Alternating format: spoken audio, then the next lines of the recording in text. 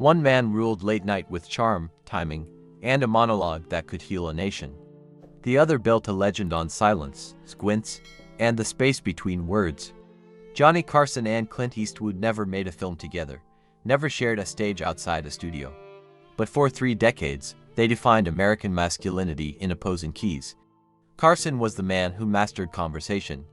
Eastwood was the man who mastered silence. And when they met, it wasn't tension. It was mutual respect between two masters of control. It was November 1971.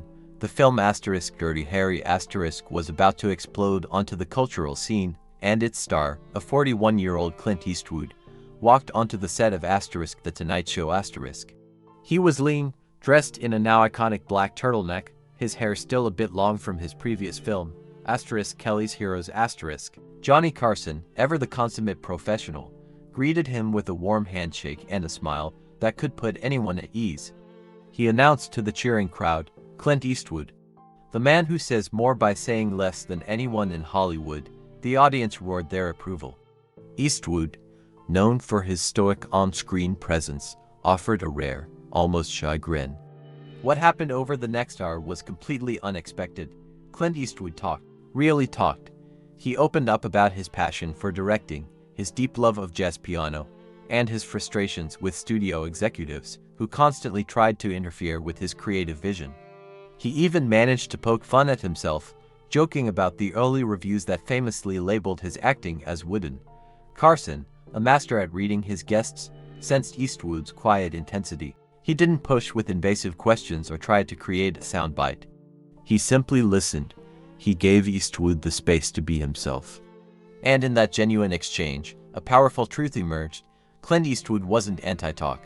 He was anti-fake. He despised the superficial chatter and disingenuous flattery that so often defined Hollywood. Carson understood that. He respected it. On that night, the king of conversation and the king of silence found common ground, not in what they said, but in what they both valued: authenticity. It was the beginning of a quiet, decades-long understanding between two men who were, in their own ways, the absolute masters of their craft. On the surface, they couldn't have been more different. Johnny Carson was the ultimate host. He was quick, gregarious, and fluent in the universal language of charm. He could turn an awkward silence into a moment of comedy gold with just a look. His power came from his ability to connect with anyone and everyone, from Hollywood royalty to the farmer from Nebraska who had invented a new kind of tractor. He was the nation's friendly neighbor, inviting America into his living room every night. Clint Eastwood, on the other hand, was the ultimate outsider. He was a minimalist, an introspective artist who seemed almost allergic to the fluff and ceremony of show business.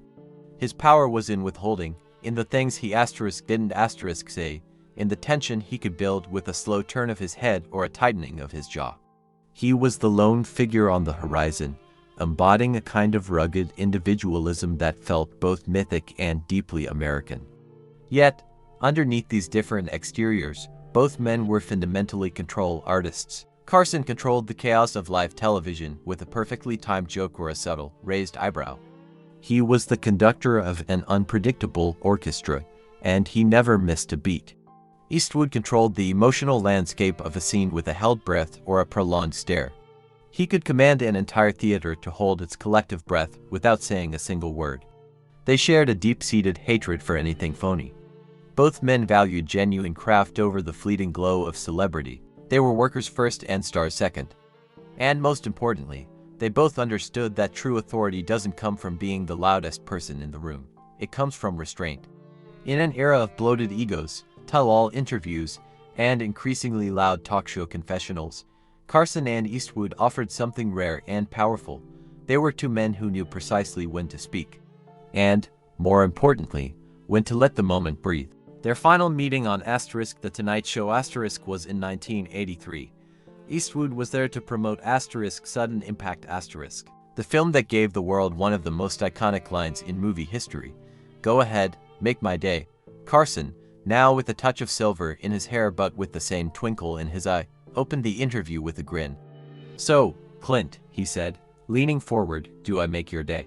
Eastwood let out a deep, rare laugh, a sound that felt earned and shot back, "Only if you keep the questions short." The audience erupted. But what stood out about that final appearance wasn't the jokes. It was the palpable ease between them. After more than a decade of interviews, the dynamic was set. There was no fawning, no sycophancy from Carson.